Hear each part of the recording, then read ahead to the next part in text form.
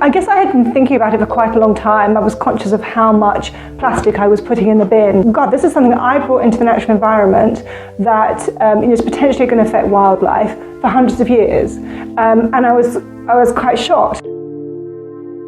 I don't want to be part of this lifestyle where we buy things with plastic, so we might even use them just for a fraction of a second. You open it, you eat it, you throw it away. And the system kind of magics it away for you. You never see it again.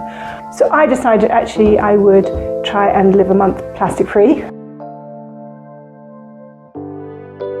I think I was surprised actually that it is possible to live almost plastic free. It's pretty tough to live 100% plastic free, but you can actually have a fairly normal lifestyle and be a plastic free consumer. I'd say I've probably reduced my plastic use over that month by about 90%. At first it is difficult because you have your habits and you have your life set up around where you shop and how you consume.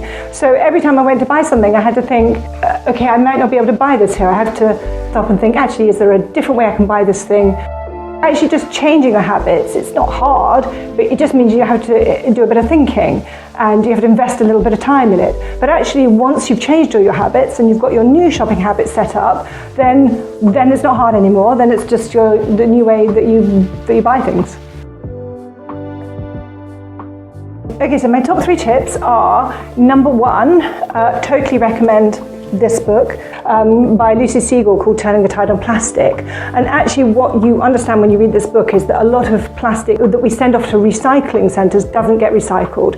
Either it gets downcycled because it gets turned into man-made fibres and clothing, and then it gets thrown away, or else it gets shipped abroad and a lot of that plastic then gets sold on, and the concept is that obviously at some point a lot of it ends up in the marine environment.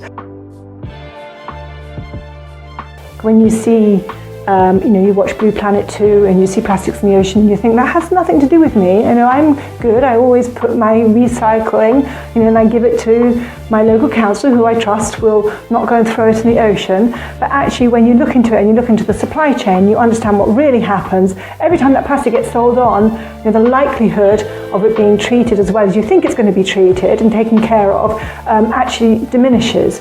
You have to actually acknowledge probably some of that is down to me. Number 2 is do a bit of research and get prepped. These are super useful. So these are string bags. Obviously there's different brands that you can buy, but it means that if you go to a greengrocer's or a store, a supermarket that does have vegetables and fruit that's not wrapped in plastic, you can use your own little bags and you can stick the label on them. The other thing that I bought, which is super useful, are these sort of Pyrex tubs that actually do have a plastic lid, but you kind of use them over and over, because if you go to a deli counter you can put whatever it is you're buying in the tub and the label goes on the top. And number 3 is be prepared to change your habits. Switching to local retailers actually has been a huge thing that I've done. So moving away from the big supermarkets or reducing my shopping there and actually buying from smaller greengrocers, fishmonger, most of whom don't wrap their products in plastics.